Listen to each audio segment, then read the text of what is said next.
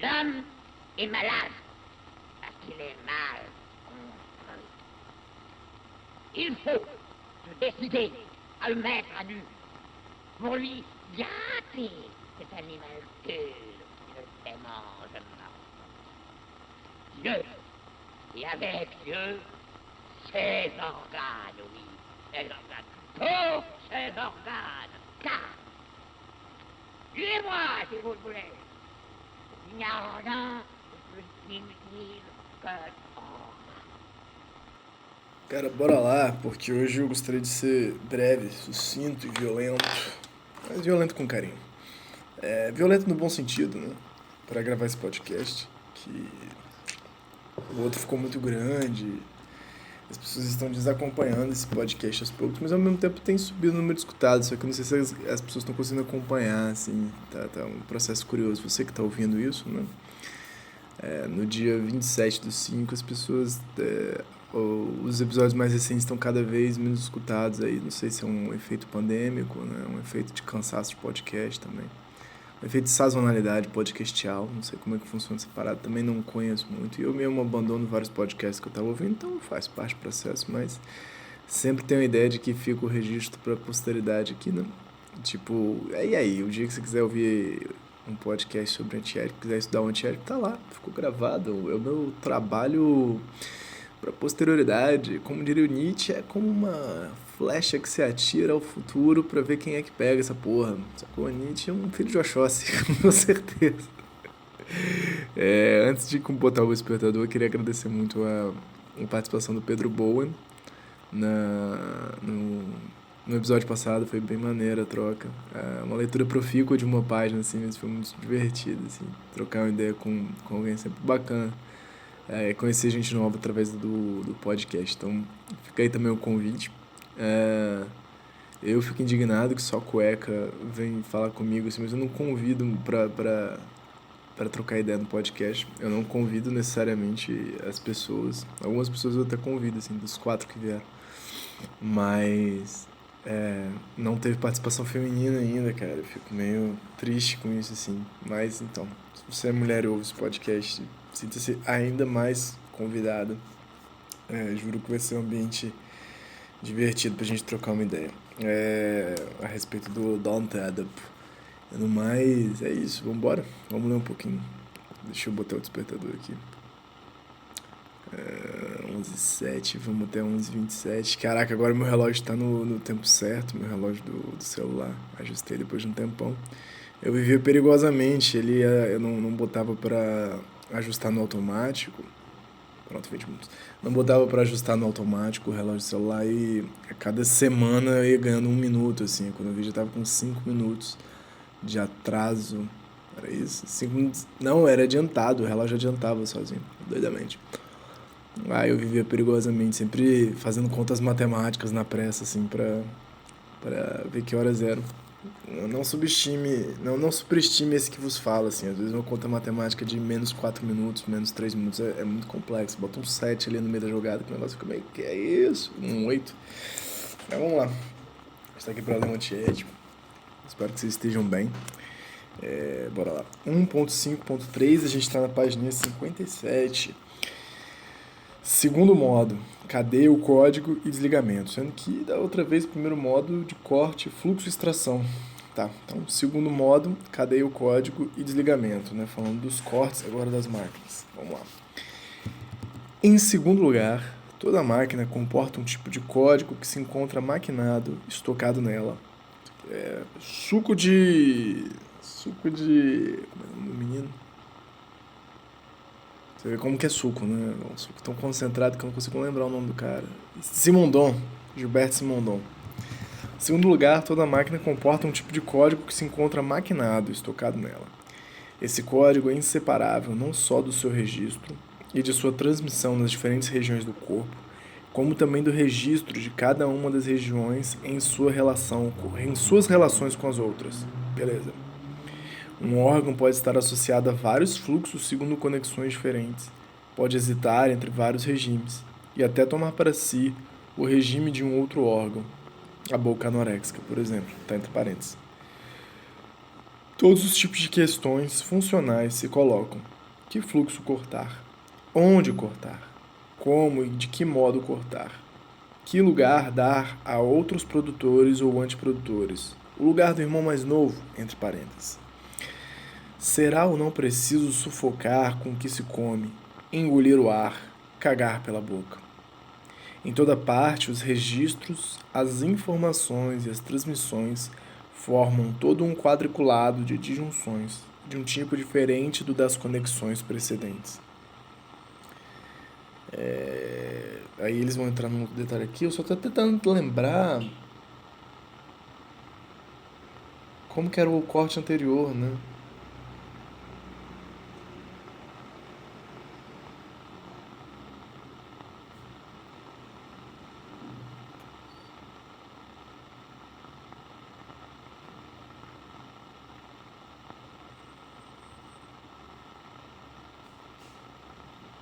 Nossa.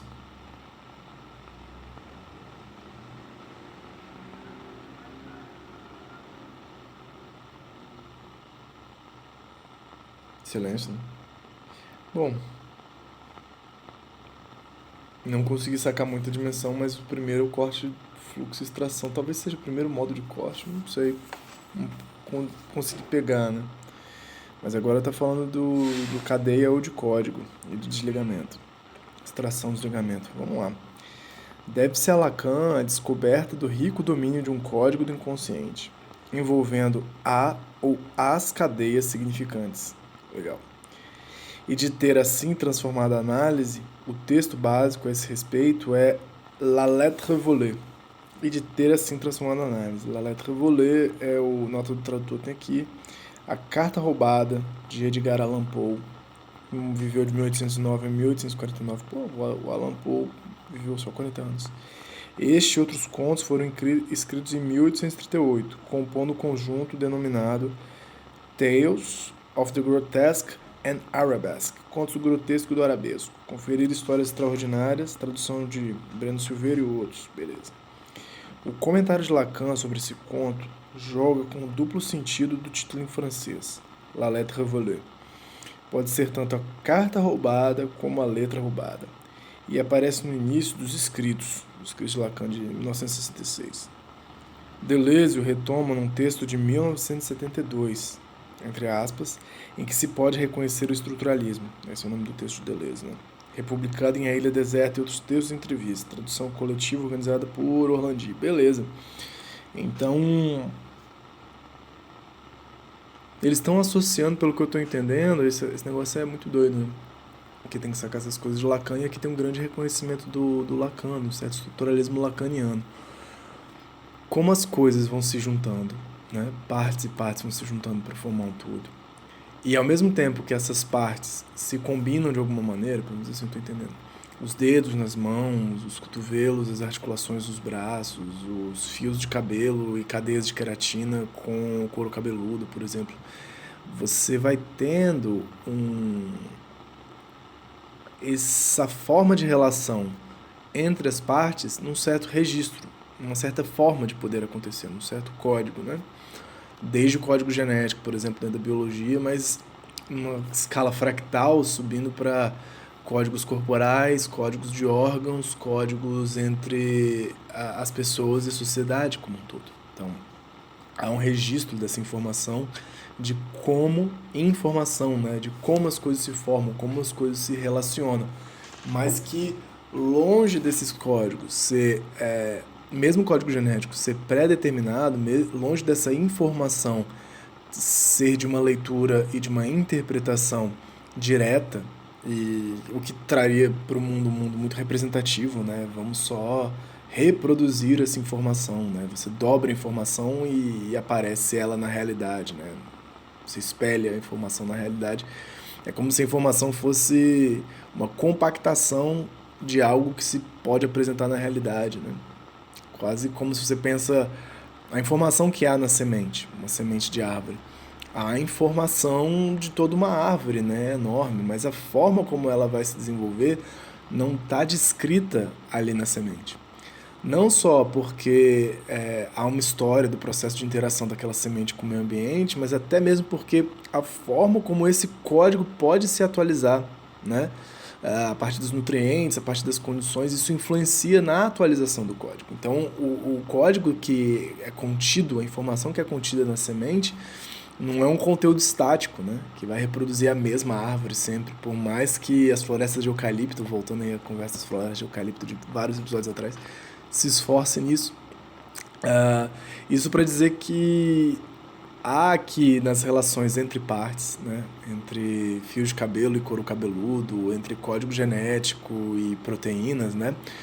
Há nesse jogo entre partes dos sistemas uma relação de produção e de troca de códigos, mas que não são códigos fixos, né? Mas são códigos, informações em nível de atualização, né? De produção, de uma certa invenção mesmo no ato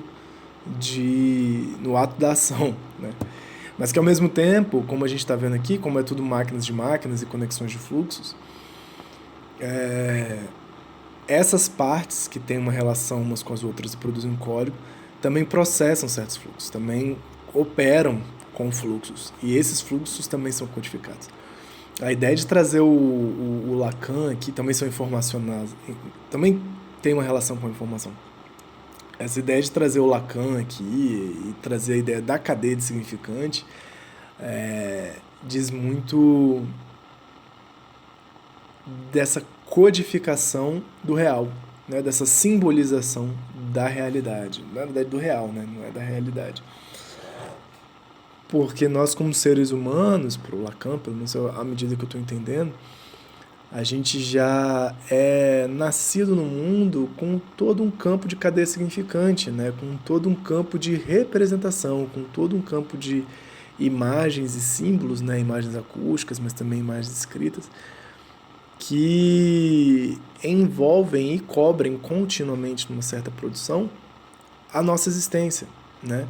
Quando você nasce, quando eu nasci, você já tem nome, você já tem gênero, você já faz parte de uma sociedade com um hospital, de um pai, de uma mãe, ou a ausência de um pai. Então, todos esses códigos, toda essa entrada no campo do grande outro, no campo do simbólico, ela se dá antes mesmo do nosso nascimento, né? A gente não nasce cru e, tipo assim, uma crueza de realidade que vai aos poucos se engendrando, se misturando com as palavras, com o simbólico. Não, cara. Se você nasceu num hospital e não numa aldeia, se você nasceu com uma mãe que tem uma expectativa de que você vai ser um belo menino, uma bela menina, tudo isso, belo menino, bela menina, já é palavra, né? Não há um real, para Lacan, precedendo essa simbolização para nós seres humanos. E aí se você pensa essa cadeia infinita, né? A gente já entra nesse jogo da vida, né? No jogo da vida, daquele belo tabuleiro do jogo da vida, com esse processo de simbolização, com esse processo de uma palavra encadeando a outra, uma palavra encadeando a outra. Aí, ao ponto de quando a gente é bebê, a mãe, o pai, a sociedade, enfim, não lida com nossas necessidades, lida com um certo campo desejante, um certo campo da palavra, um campo significante, né? E vai colocando as vontades em você, em mim, né? Tipo assim, ele tá com fome, tá com frio, olha só como é manhoso. Então, é uma coisa muito codificada mesmo, né? Codifica-se. O desejo tem a ver com essa codificação, assim, né? Nunca se chega nessa necessidade, é sempre esse deslizamento nessas cadeias significantes que vão codificando, inventando códigos, significando, né?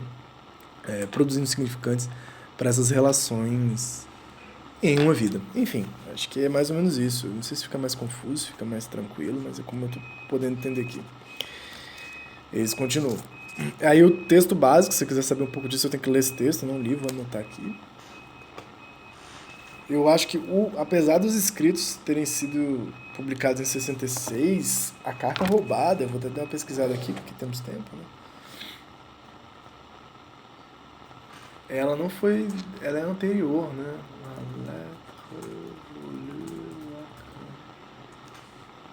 O texto. Desculpa, Páprica. Fiz um grito aqui que a Páprica tomou um susto aqui.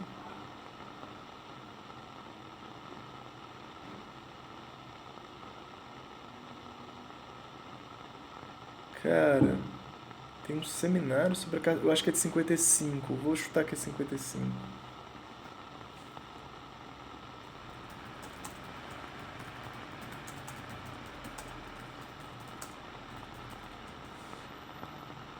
Caraca, ó. Os 3 textos lá canalizados por Meron são função... A carta roubada é de 55. Beleza, então... Publicado em 66 nos escritos, mas também possivelmente em outros lugares. Então dê uma olhada aí, vale a pena. Assim espero também fazer.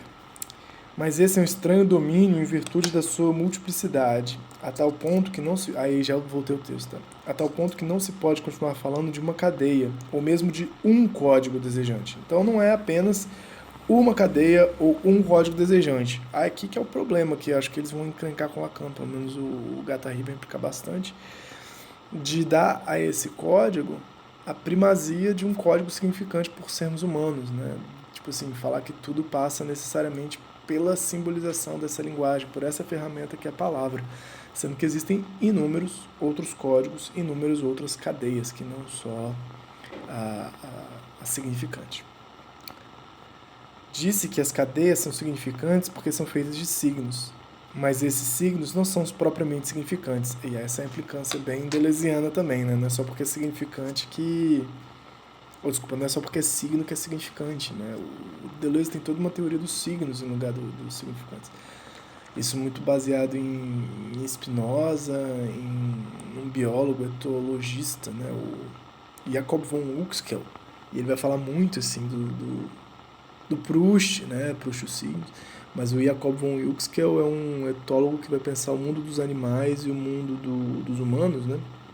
Esqueci o nome do principal livro dele.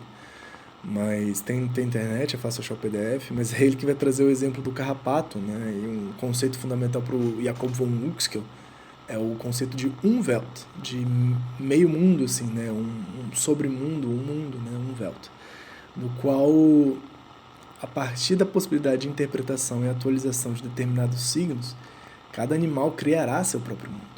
Então não há uma partilha significante, né? E aí ele vai usar muito o exemplo uma partilha comum do significante, sim, e representativa do significante, mas sim invenção bem pragmática, bem prática, de formas de interpretar e produzir signos. Assim. Interagir com esses signos, né? Porque pragmaticamente.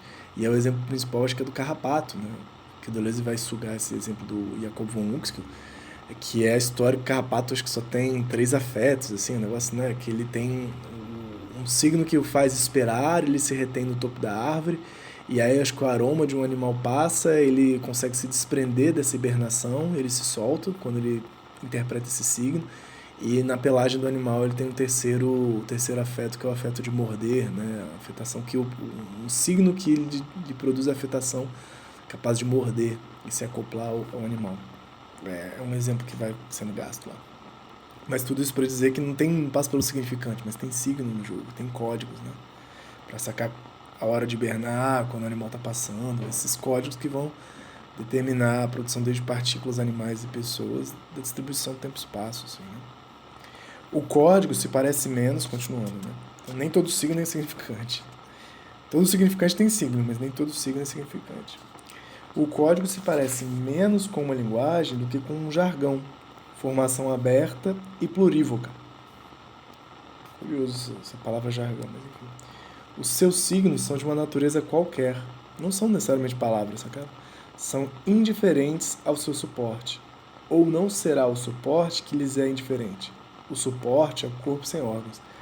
Essa dimensão do suporte eles estão falando bastante com o Lacan, né? E com o Freud também, né? O apoio e o suporte dos órgãos para produzir as pulsões. Mas enfim, isso aí fica para outro momento. Pô, mas é legal, né? Os signos são de natureza qualquer, são indiferentes ao seu suporte.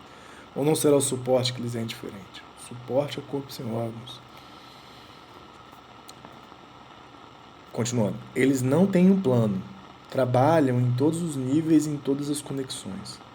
Cada um fala sua própria língua e estabelece sínteses com outros, que são tanto mais diretas em transversal, quanto mais indiretas elas são na dimensão dos elementos.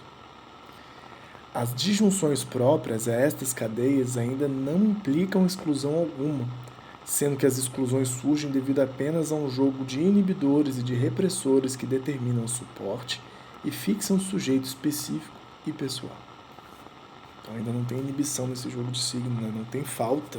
Acho que é isso que eles estão também tentando trazer, né?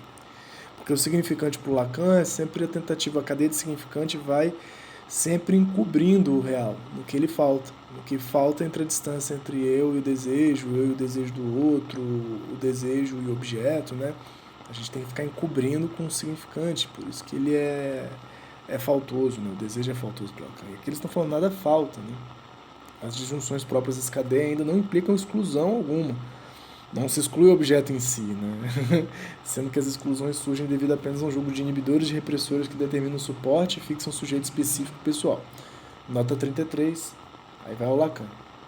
Lacan. Remarque sur le rapport de Daniel Lagache, em escritos. Então, tá lá nos escritos também, né? Entre aspas. Uma exclusão proveniente desses signos, enquanto tais, pode ocorrer apenas como condição da consistência numa cadeia a ser constituída. Acrescentamos que a dimensão na qual se controla essa condição é unicamente a tradução da qual é capaz uma tal cadeia. Demoremos-nos ainda um instante neste jogo. Isso para considerar que é a inorganização real pela qual estes elementos são misturados, no ordinal, ao acaso, que na ocasião de sua saída nos faz tirar a sorte. Confesso que não entendi. Mas vamos prosseguindo aqui, que tem mais uma página pela frente. Tem mais algumas páginas pela frente. Mas continuando. Nenhuma cadeia, aí é o texto do Deleuze do Guattari. Nenhuma cadeia é homogênea, mas assemelha-se antes a um desfile de letras de alfabetos diferentes, e no qual surgiria subitamente um ideograma, um pictograma, a pequena imagem de um elefante que passa ou de um sol que se levanta. Essa é a imagem do campo dos signos, né, para Deleuze e para Guattari e dos códigos. Uma coisa muito mais babélica, né, muito menos hegemônica e dominante como a ordenação do significante. De repente, na cadeia que mistura, sem os compor, fonemas, morfemas, etc., aparecem o bigode do pai, o braço erguido da mãe, uma fita, uma menina, um tira, um sapato. Muito bom, hein? Cada cadeia captura fragmentos de outras cadeias das quais extrai uma mais-valia, como o código da orquídea. Extrai, entre aspas, a figura de uma vespa, fenômeno da mais-valia de um código. Essa coisa da vespa e da orquídea, né? A gente volta. Isso aqui também eu acho que é do Jacob von Uxküll. Minha hipótese, eu acho que é do Jacob von Uxküll. É todo um sistema de desvios e sorteios que formam fenômenos aleatórios, parcialmente dependentes, parecidos com uma cadeia de Markov. Vou fechar aqui o coisa. Caralho. Fechei. Vou só ler a nota do tradutor aqui rapidamente, né? Andrei, nota do tradutor, né? Com uma cadeia de Markov. Andreievich, eu acho, Markov, vivida de 1856, morrida em 1922. O texto salienta a propriedade markoviana segundo a qual o evento presente depende apenas do estado presente e não de eventos passados. Ver também, página 343, 344 e nota 11 desta última. Legal. O Andreievich Markov pode ser um cara da sistêmica russa? Depois a gente vê a teoria de sistemas russos. Cara, eu acho que é um ponto legal da gente voltar a partir dessa coisa da Vespa e da Orquídea, no encontro que vem, beleza? Então a gente ficou na página 58, eu volto daqui para exemplificar essa andança e essa lambança, essa mistura de signos, que eles estão falando de troca, né, de signos, que é surubão dos signos e não cadeias de significantes que eles estão pensando. Aí a gente volta daí, eu acho que o exemplo da Vespa e da Orquídea pode ser legal pra gente pensar junto e loucubrar aqui, tá bom? No mais, um forte abraço e a gente se vê na próxima semana, ou se você tá ouvindo isso em maratona, daqui a pouquinho. Até mais.